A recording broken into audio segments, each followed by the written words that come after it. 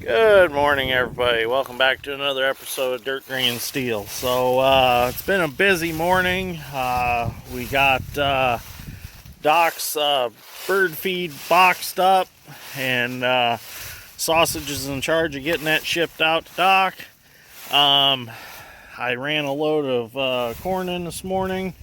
Had some guy with some kind of malfunction when I was driving through town. I was behind him, 4 lanes through there. I was behind him, and he was putting along, so I just pulled over into the other lane and, kept going, minding my own business. Next thing I know, he's beside me, blowing the horn, throwing his hands up at me and everything else. I'm like, it's 35 mile an hour speed limit through here, and you're doing 25. It just made sense to go about my own business and, go around. So I don't know what the deal is with people.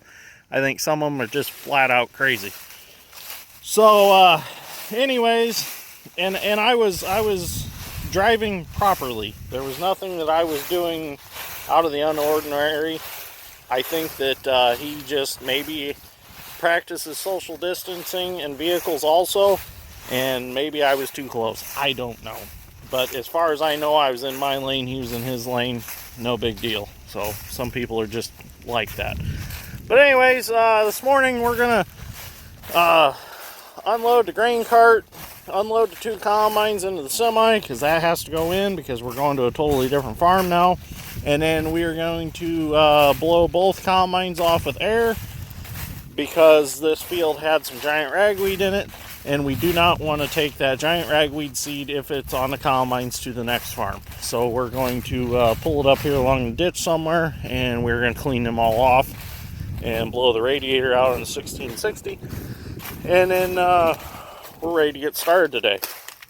So we'll see if anything exciting happens today. I hope not, but it's okay if exciting things happen because that makes videos. So let's see what happens. So we got all the road dividers flipped up on both heads, and we're starting to blow them out. I've got the Hart leaf blower blowing the feeder houses off and stuff. A little windy today, so that's actually helping us. Blow this off, get rid of it.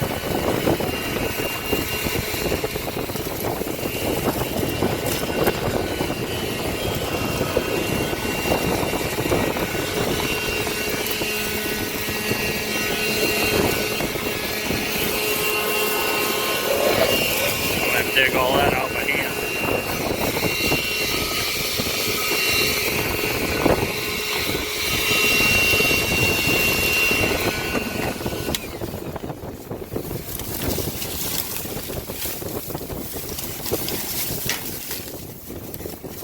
Get all this cleaned off so we're not taking it with us to the next field. Definitely helps with weed control if you just take 10-20 minutes and do this. Be religious about it. So at least here where we're doing it at, we can spot spray it in the summertime and get good control on it. So we're doing it right here at the end of the ditch where we don't really farm anyways, so we can keep it mowed or whatnot. So good place to do it, if any.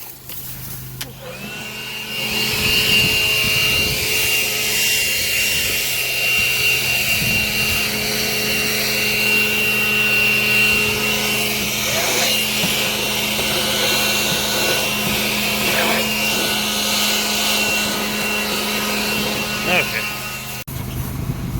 So if anybody's wondering, that's what a giant ragweed seed looks like.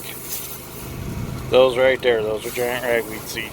We don't want to take them with us, so we leave them right here.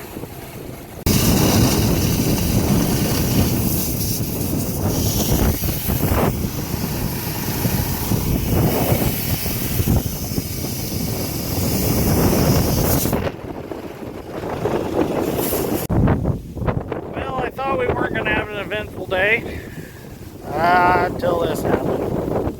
And then this damn wind won't go away. So, I'm going to go back to the shop, get one off the parts head. Caught a little stump along the field that I didn't see because somebody planted right next close to it. So it happens. It just happens. If you've never ripped one of these off before, you haven't farmed long enough. So we're gonna run back to the shop, get one off the parts head, and probably just swap the whole fender out. I think I have a full poly fender for this side, so we'll just swap it out and go on. Damn stump. There's a little mulberry stump that somebody cut off with a chainsaw and didn't mark it. And just caught the tip of it, and it was just enough to fold it around. I think I can fix this one, but oh well, life goes on. So I'm gonna start taking the fender off this head. I gotta take these two bolts out, and then the thing flips forward. I gotta take this rod off first, actually. And then I discovered under further investigation, it broke the aluminum piece that the idler runs on. So all that's gonna have to be swapped out. So, which isn't a bad job. It's just something I didn't want to do today. So I got Dad back at home. He's tearing apart the parts head. He's gonna get that all tore apart for me and get me parts, and we'll just swap everything out and be ready to go again. That's the nice thing about having a parts head. That's the nice thing about these being cheaper heads, is you can afford to have one for parts. So I'm gonna get this tore apart and we'll go get parts. So Dad's strength came over to assist me. We got it all tore apart. Here's what's all broke. These break fairly easy when you hit stuff. So I'm gonna run back to the shop now, and well, I gotta get these bolts out first to get this off. The rest of the pieces. Run back to the shop and get the parts off the other head. Throw this other stuff out. So we got the gear wrench tool set out. It's been working really good for us. In fact, it's got everything that we've needed so far to do everything out in the field in it. The only thing is, I need pliers. You need pliers? Well, I got those in my door pocket. But the only thing is there is a set that has the ratchet wrenches in it. I should have bought that one. That's the only downfall to it, is they don't have ratchet wrenches in this set. So I'm gonna buy a couple sets of ratchet wrenches just to throw in the toolbox. So I need to get me a service bed for this truck instead of having a cross toolbox. I hate having a cross toolbox. Everything always ends up in the center, or you can't reach it. It's kind of a pain. So we'll get this all tore apart, and then I'll head home. And by then, hopefully Dad's got the other head tore apart, or who knows what he's doing. Supposedly they're coming to put the new tires on the Pete. They should be there doing that. It's getting the 8 new drive tires today. So turned out to be an eventful day after all. It's a good thing. Good thing I started a video, right? Mm-hmm. Got to start a video every morning, because you never know what is going to happen. So okay, so we just got back from the shop. We got us a whole brand new aluminum piece. We keep them in stock. We have lefts and rights. And we got a complete poly fender and row divider off the other head. We actually folded one over a couple of years ago and replaced it with this poly one on the 1083, which the 1083 head, if you've watched my channel, is the one that we cut down to make a 6-row out of. Well, then we ended up buying a second 1063, so the 1083 has a lot of acres on it and it's pretty wore. The 1083 has become the parts head, and we run 2 1063s. Reason we went with another 1063 was to make it work on the gleaner easier. Since the 1083 drives from both sides, it was not the right candidate to make it run on the gleaner, because of needing to drive from the end like this to get enough space in there to get shaft in. So I did revamp a few things. I forgot to mention it. I ended up bracing this bearing holder from here to the wall, and then from here to the square tube under the head. I put a brace in there because it got back to the shop the one day and something just didn't quite look right, and it had pulled that a little bit. It pulled it forward, actually. Yeah, so we drew it all back, rebraced it, and it's been perfect ever since. And I know a couple guys had mentioned maybe I should have done that, and yes, I admit when I'm wrong. I screwed up. But, yeah, I fucked up. So we learn from our mistakes and we go on. We fixed it. The only other things I want to do to this head is I want to get these new side covers because these are kind of beat up from the previous owner. So anyways, Dad's strength's getting this all put back together. I'm going to grab the bolts, and he's got the bolts. I'm going to help him. So we're going to get it thrown back together and get back to shelling some corn today. Picking some corn, combining some corn, thrashing some corn. We're going to make it disappear. We're going to put it in the hopper bottoms and get rid of it. Let's put it that way. So anyways, we're going to get back at it and see what we can hopefully burn this 30 acres off today and be done. This is our last field down here. Once we get this done, we're heading back closer to home. So that'll be kind of nice. So once we get our big service truck all put together, a lot of this stuff will carry with us. We'll make it so it's seasonal, and we'll haul a lot of this stuff around with us and have it in the field. So until we get that done, we're just going to have to keep running back and forth. So I better help him. Well, there we have it all put together, ready to go again. Only took us about 45 minutes, so it wasn't a lot of downtime, but just something we didn't want to do today. But Dad's strength and I are going to get back at picking. Dad's still waiting on the tires to get here. They actually went to fix a fire truck before they come to put our tires on the Pete, which is alright. That way, if there was a fire, the fire truck would be able to go. So, rather see us wait a little bit than somebody lose a house or something. So, anyways, we're going to get back at it and get the rest of this corn picked today. The elevator closes at 4:30, so we gotta get at it. Oh, that sounds good. So, okay, time to get at it. Now we're in some good corn.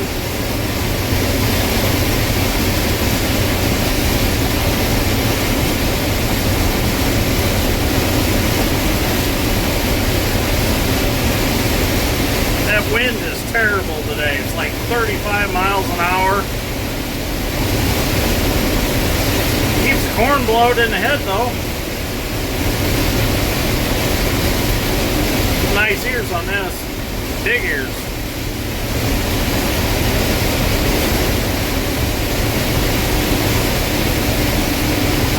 It's a shame that the best part of this farm is in CRP right now. Oh well, nothing you can do about it. CRP pays a little better, I guess, than farming it. But it's still kind of sad. That's some good ground over there. But, well, we're going to keep picking, get this all picked off, and then that'll be it for today. So, you're probably wondering why on the other end of the field down there, why it looks like I picked in a little ways and backed out. And then now I'm coming back through and picking it. That is because there was a pickle vine patch down there in that corner, and the idea behind that is I kept it all contained down to that corner. I picked all that corn off that had the pickle vine in it, and I backed out and backed back over what I had picked so that the seeds would stay down there and not be strung out through the whole field. So what I done was I picked off that patch, and then I cleaned the combine up. I got out whatever was, if there was any pickle vine hanging anywhere on the head, I pulled it off. I brushed the rear axle all off. Anywhere where the chaff would have came out of the combine, I brushed it all off, cleaned it off. That way it's not spreading the pickle vine seeds through the remainder of the field and potentially causing a lot of regrowth. So when we first started farming this, it had pickle vine extremely bad, and we actually have it contained down to the corner of this field now, and that was the only patch. So by being preventative like we have been, we've been able to narrow it way down, and hopefully this next growing season we'll be able to eliminate it totally. So Just takes a little more time, but by taking the time, it saves money and it saves time in the long run. So always, if you have weed patches like that, clean your combines off so you're not dragging it all over the field. I gotta drive back to the truck because I'm full, but since it's just Dad's strength and I, and he's running the other combine, the grain cart's just sitting. But the thing about pickle vine is it's hard to control it sometimes because you have deer that walk through, and the little seeds, they get caught on their fur, and bucks will walk through ditches and stuff where the pickle vine's growing, and it'll get caught in their antlers, and then they drag it out in the field, and then it gets reseeded, and the stuff is kind of a nightmare. So you really got to keep a good eye on your ditch banks, keep them sprayed. You know, fence rows, if you see it in fence rows, get it sprayed, and you know, possibly in a late fall, go ahead and just burn them off, and have a controlled burn and burn that fence row off, which it's beneficial anyways. It keeps other invasive species of like bush honeysuckle and stuff like that from growing, which helps the environment in several different ways. So if you see pickle vine, try to eliminate it, you know, at all costs, really. It's just a nasty weed.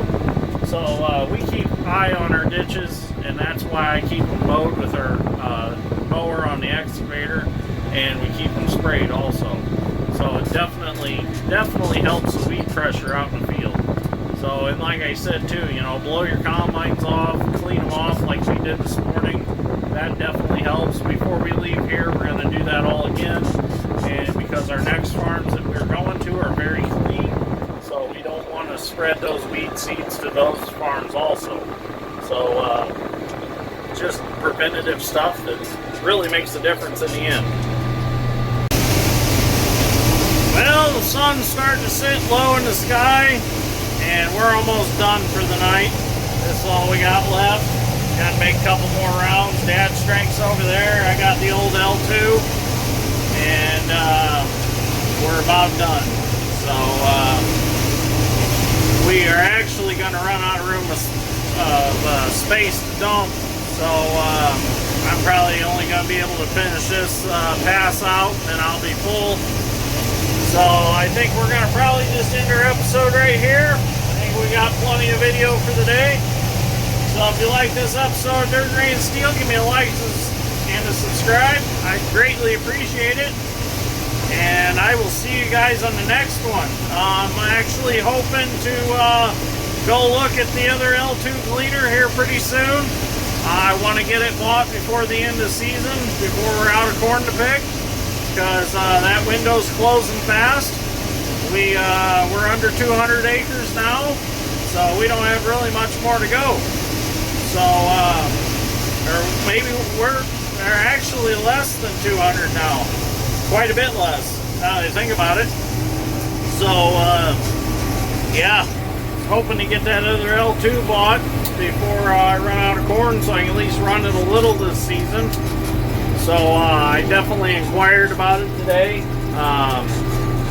So, I'm supposed to be getting some pictures of it.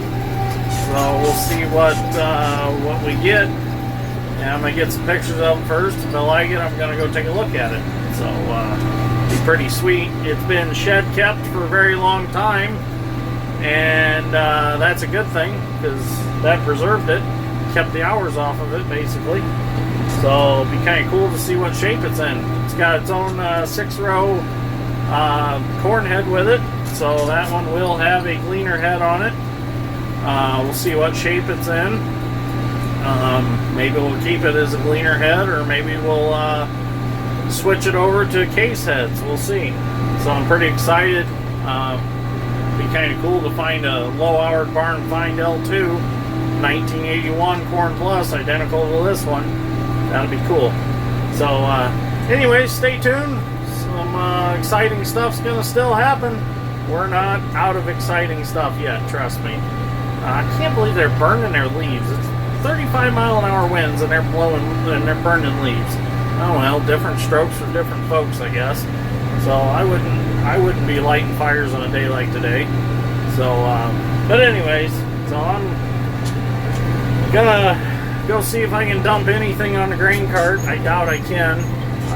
I think actually Dad's strength can get the rest of that on the 1660, so we'll see what happens.